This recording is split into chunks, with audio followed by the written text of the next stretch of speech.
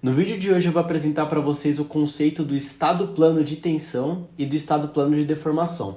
E além disso eu vou ensinar vocês a como calcular as tensões principais em um ponto do elemento que você estiver analisando. Então bora lá? Mas antes de começarmos, deixa eu me apresentar. Meu nome é Vitor, sou engenheiro civil formado pela Faculdade de Engenharia Civil, Arquitetura e Urbanismo da Unicamp. Já vou pedir para você se inscrever aqui no canal e comentar o que você quer que eu traga aqui de conteúdo para que eu possa ajudar vocês no curso de Engenharia Civil, tá bom? Vamos lá. Primeiramente, eu vou recapitular alguns conceitos que a gente viu no vídeo de lei de Hooke generalizada. A lei de Hooke é o que vai basear toda a nossa teoria de tensão e deformação. E no vídeo de lei de Hooke generalizada, eu explico para vocês como que são formadas as equações de deformação com base nas tensões. Mas eu vou recapitular isso de novo para vocês, tá bom? Então, a gente vai ter aqui o nosso cubinho, tá? E nesse cubinho, ele vai estar sofrendo algumas tensões. Então, nas tensões de flexão, a gente vai ter o σx, o σy e o σz. Além disso, a gente vai ter as tensões devido ao cisalhamento. Então, aqui em x, a gente vai ter a tensão xe e a tensão xy. E o mesmo vale nas outras direções, certo? Nas tensões de flexão, a gente vai ter que o σx, ele vai gerar uma deformação em x, que é o que a gente já espera naturalmente. Só que além disso, pelo coeficiente de Poisson, a gente também vai ter uma deformação no eixo y e no eixo z por conta dessa tensão em x. Isso que é legal, porque o coeficiente de Poisson ele relaciona essas duas grandezas. Então o σx ele vai gerar uma deformação em y e vai gerar uma deformação em z. E o mesmo vale nas outras direções. Então o σy, além dele gerar uma deformação em y, ele também gera uma deformação em x e uma deformação em z. E o mesmo vale para o eixo z, beleza? E aí, pelo princípio da superposição de efeitos, que eu comento mais no vídeo de lei de Hooke, a gente pode pegar todas essas deformações em x e somar em uma única equação.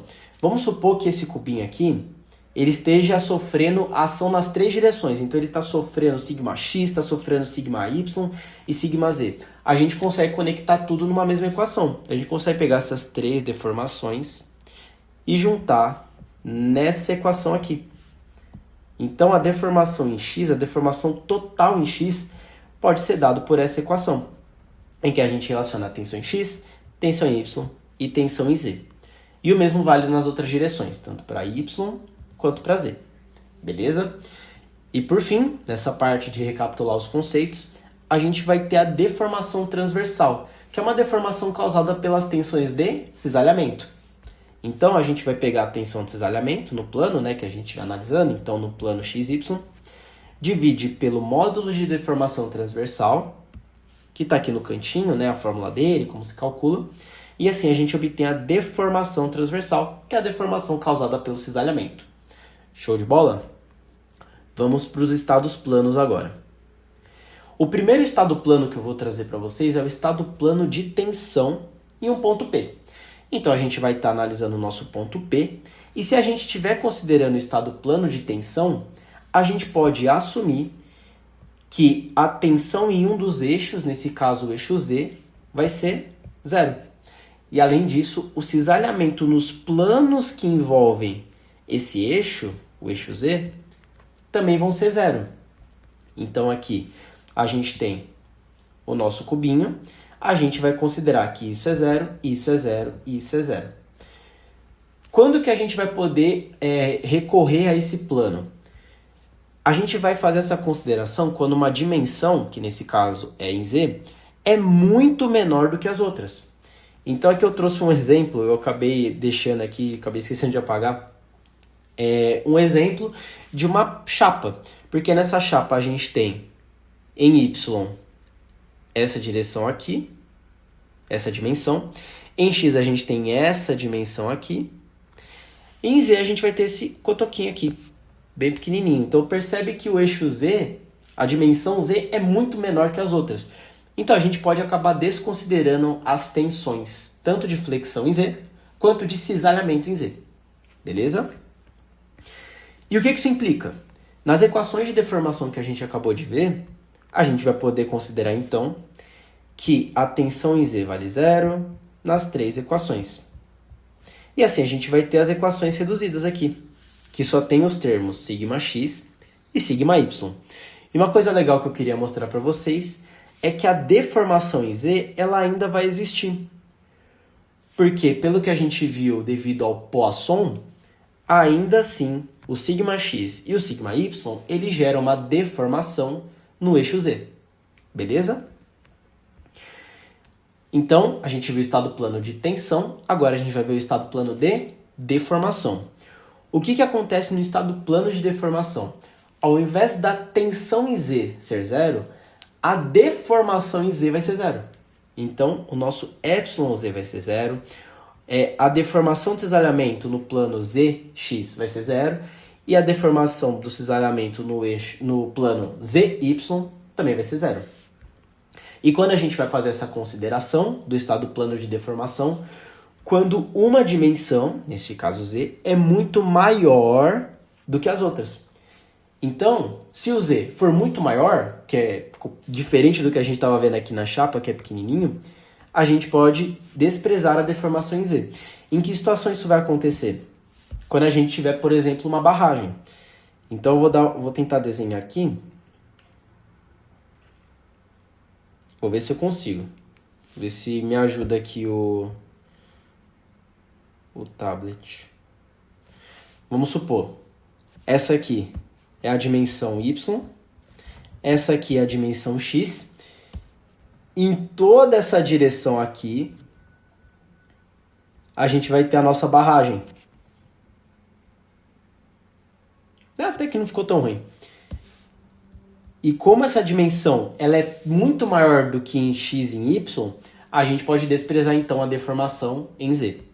Beleza? Então, como que vai ficar as nossas equações agora? Elas vão permanecer as mesmas em x e em y. Só que aí, quando a gente chegar no εz, a gente vai considerar que é zero. Considerando que a deformação é zero, a gente vai ter... a gente vai igualar isso aqui a zero, certo? E a gente consegue descobrir qual que é a equação da tensão em Z. Porque a equação de tensão em Z vai ser jogar isso aqui para o outro lado. E a gente vai ter que se resume a Poisson vezes σx mais σy. Beleza? E agora vamos para o último plano, que é o mais complexo, que são as tensões num plano inclinado com ângulo alfa, a partir do plano que atua em σx. Nossa, que confusão, Vitor. Calma. Calma que isso aqui só assusta. É muito tranquilo. Então aqui eu trouxe para vocês um ponto que eu simplesmente reduzi a um triângulo, tá? Então aqui a gente tem x e y, né? As tensões σx, σy, e as tensões de cisalhamento. Então aqui para baixo a gente tem tal xy, em cima a gente tem tal yx. Lembrando que, por Cauchy, essas tensões de cisalhamento são iguais, tá? Tem o mesmo valor. Então, tanto faz se você quer usar esse valor ou esse valor nas fórmulas, porque eles são iguais. Além disso, esse alfa que a gente tem aqui, ele vai ser um ângulo de rotação que a gente vai adotar para poder descobrir quais que são as tensões nesse plano com ângulo alfa. Então vamos supor que eu quero um ângulo de 30 graus. A gente vai fazer algumas contas aqui e a gente vai descobrir quanto que é o tal de cisalhamento para o ângulo de 30 graus e quanto que é a tensão para o ângulo de 30 graus. É isso que a gente vai fazer, tá? Então, por dedução trigonométrica, tem todos uns cálculos que eu não vou apresentar aqui. A gente vai chegar aqui. A tensão de flexão para um ângulo qualquer que a gente ainda não definiu qual que é, ele vai ser dado por essa fórmula. Beleza? Então, ele relaciona σx e σy. O ângulo alfa, que a gente pode adotar o que a gente quiser. E o tal de cisalhamento, que aí tanto faz se você quer esse ou se você quer esse. Eles são iguais. E o tal de cisalhamento, que você quer descobrir para um ângulo qualquer, você vai fazer sigma x menos sigma y, aqui o termo com alfa e o cisalhamento. O que eu gostaria que vocês experimentassem aqui com essas fórmulas? Testem quanto que vale a tensão, tanto na flexão quanto no cisalhamento, quanto que vale quando o alfa for igual a 0 e 90, tá? Para você ter um sentimento de como esse ângulo interfere na fórmula, beleza? Por que a gente gostaria de experimentar ângulos diferentes? Qual que é a razão por trás disso? Porque através desse ângulo a gente vai descobrir quais que são as tensões normais principais, ou seja, as tensões máxima e mínima que esse ponto que a gente está analisando pode chegar. Porque a gente vai rotacionar então para esse ângulo, a gente vai pegar as tensões que a gente vai calcular e a gente vai ver se esse material suporta ou não essa tensão. Porque imagina, você faz toda a sua viga, faz ela de concreto, tal. Quando você vai fazer o cálculo das tensões, que estão sendo atuadas ali, né, por conta de todo o peso da laje, da estrutura, você vê que em um ponto essa tensão está dando maior do que o concreto suporta. Aí ferrou, porque o teu prédio vai cair. Então é importante você ter esse conhecimento de quais são as tensões máximas que o seu elemento vai estar sofrendo. Aí você vê se o material aguenta e você pode colocar na sua obra ou não. Como que a gente calcula então esse ângulo que vai nos trazer as tensões principais? O ângulo ele vai ser dado usando essa fórmula aqui. Então, tangente de 2α é igual a 2 vezes o tal de cisalhamento dividido por sigma y menos sigma x. Uma informação importante. Esse ângulo que a gente vai calcular e a gente vai saber que ele é o principal por conta dessa fórmula, ele vai resultar nas tensões normais principais e ele vai resultar num cisalhamento, um tal de cisalhamento igual a 0. Isso que é interessante. Então você vai pegar esse ângulo aqui que você vai descobrir e vai colocar nessa fórmula, você vai ver que o tal vai dar 0. Isso é bem interessante. Já as tensões tangenciais principais, ou seja, as tensões de cisalhamento principal, você vai obter utilizando essa fórmula. Você vai pegar esse ângulo que você vai encontrar nessa fórmula, você vai substituir na fórmula de cisalhamento e você vai descobrir qual que é o maior valor possível de cisalhamento. Observação, isso não implica que as tensões vão ser 0 nesse ponto, não tem nada a ver. Essa analogia só vale quando a gente está no ângulo principal das tensões normais principais. Beleza? Agora sim, como que as tensões principais são calculadas? Você descobriu o ângulo, beleza? Você tem um ângulo. Você tem um combinadinho de pontos, então você tem que ter uma informação prévia de quanto que vale o sigma x e o sigma y no ângulo 0. Com esses valores, você consegue calcular as tensões no ângulo que você está interessado, que nesse caso são o ângulo principal. Então aqui é um ponto conhecido, você aplica essas fórmulas, que é as mesmas que a gente viu aqui em cima, tá? Eu juro, eu só peguei isso aqui e arrastei aqui para baixo, tá? Aqui. São as mesmas fórmulas. E assim você consegue pegar as tensões principais do seu ponto. Olha como é simples. E aí, eu também deixei aqui a fórmula das deformações principais, que vão ser calculadas também com o ângulo principal, porque se você tem as maiores tensões, por conta da lei de Hooke, você vai ter as maiores deformações. É junto ali, tá? A analogia também vale. Essa aqui é a fórmula, tá? Que eu coloquei para vocês. E por fim, isso também vale para ao contrário, tá? Se você tiver as tensões, as deformações principais, você consegue utilizar essa fórmula aqui e você chega nas tensões principais. Essa aqui é a equação que a gente viu lá no começo do vídeo, tá? Quando a gente está eu acho que no estado plano, a gente consegue chegar nessa equação aqui também. E o mesmo vale pro cisalhamento. Fechou, pessoal? Espero que vocês tenham entendido esse vídeo. Eu sei que ele não é tão simples quanto parece, mas eu imagino que tenha dado uma facilitada, né?